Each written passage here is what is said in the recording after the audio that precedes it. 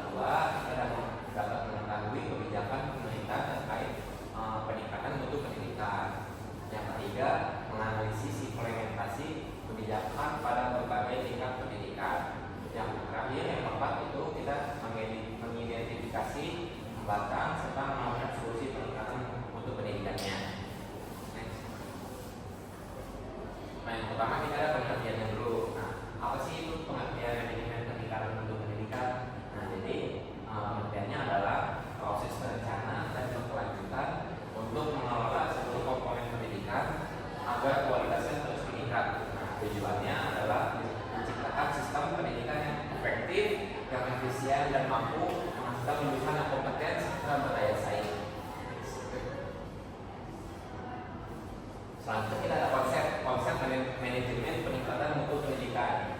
Nah, konsepnya itu konsep manajemen peningkatan mutu pendidikan menekankan pentingnya pengelolaan seluruh unsur pendidikan secara terpadu, terencana dan berkelanjutan untuk mencapai standar kualitas yang optimal melalui proses perencanaan, pelaksanaan, evaluasi dan pengawasan yang melibatkan seluruh komponen pendidikan. Nah, diharapkan terciptanya sistem yang harmonis antara guru, peserta didik, kurikulum, serta sama dan persamaannya.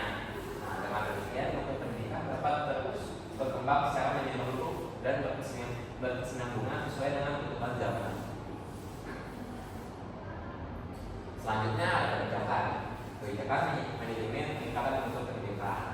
Nah, ini kebijakan ini adalah upaya strategis pemerintah dan lembaga pendidikan untuk meningkatkan kualitas sistem pendidikan. Nah, kebijakan ini mencakup peningkatan kompetensi guru, pengembangan kurikulum yang relevan, penyediaan sarana yang memadai, serta penerapan manajemen berbasis sekolah atau MBS guna mendorong inovasi dan kemandirian sekolah dalam mencapai mutu pendidikan yang lebih baik.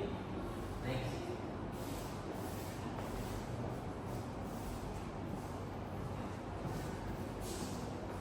Baik, selanjutnya yaitu landasan hukum manajemen peningkatan mutu pendidikan. Landasan hukumnya itu ada 4. Yang pertama ada Undang-Undang Nomor 20 Tahun 2003 tentang Sistem Pendidikan Nasional, yaitu yang mengatur prinsip penyelenggaraan pendidikan untuk menjamin mutu secara nasional. Terus yang kedua, Peraturan Pemerintah Nomor 19 Tahun 2005 tentang Standar Nasional Pendidikan, itu sebagai pedoman dalam perencanaan, pelaksanaan dan pengawasan mutu pendidikan. Yang ketiga yaitu Permendiknas Nomor 19 Tahun 2007 itu tentang standar pengelolaan pendidikan yang menegaskan pentingnya manajemen berbasis mutu di setiap satuan pendidikan. Yang terakhir Permendikbud Nomor 28 Tahun 2016 itu tentang sistem penjaminan mutu pendidikan dasar dan menengah yang mengatur mekanisme penjaminan mutu secara berkelanjutan di sekolah-sekolah. Nah, selanjutnya ada implementasi kebijakan manajemen peningkatan mutu pendidikan. Beberapa bentuk implementasinya antara lain yang pertama ada peningkatan kompetensi pendidik dan tenaga pendidikan melalui pelatihan, workshop dan sertifikasi profesi. Yang kedua, untuk penerapan manajemen berbasis sekolah atau MBS. Nah, di sini memberi kewenangan kepada sekolah untuk mengatur dan mengembangkan program peningkatan mutu sesuai kebutuhan lokal. Yang ketiga ada pengembangan kurikulum yang relevan dan fleksibel agar sesuai dengan kebutuhan peserta didik dan perkembangan zamannya. Yang keempat ada pemanfaatan teknologi informasi dan komunikasi atau TIK dalam pembelajaran dan manajemen sekolah untuk meningkatkan efisiensi serta kualitas layanan pendidikan. Dan yang terakhir ada pelaksanaan sistem evaluasi dan akreditasi sekolah secara berkala untuk menilai dan memperbaiki mutu pendidikan secara berkelanjutan. Nah, selanjutnya yaitu hambatan dalam manajemen pendidikan untuk peningkatan mutu pendidikan. Tantangan utamanya yaitu pertama, peningkatan mutu pendidikan yang dilakukan oleh sekolah. Yang kedua, peningkatan mutu pendidikan yang dilakukan oleh sekolah. Yang ketiga, peningkatan mutu pendidikan yang dilakukan oleh MBS. Yang keempat, peningkatan mutu pendidikan yang dilakukan oleh sekolah.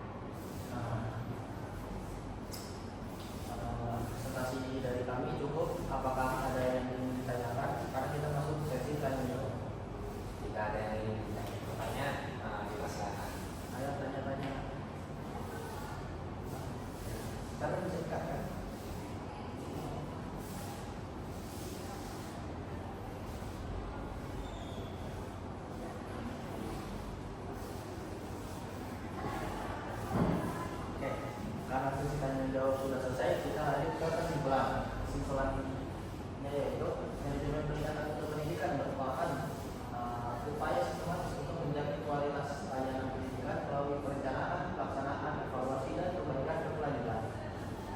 Kebijakan ini berdasarkan regulasi nasional, ada buku Sisdiknas, SMP, dan program pemerintah dan lain-lain, serta menekankan partisipasi seluruh pihak, baik itu sekolah, guru, orang tua, masyarakat, dan pemerintah. Implementasi di lapangan meliputi peningkatan kompetensi guru, penguatan guru, penggunaan teknologi, dan evaluasi khusus yang berkesinambungan. Tujuan akhirnya adalah terciptanya pendidikan yang bermutu, merata, relevan dengan kebutuhan zaman, dan mampu menghasilkan generasi unggul berkarakter. Sekian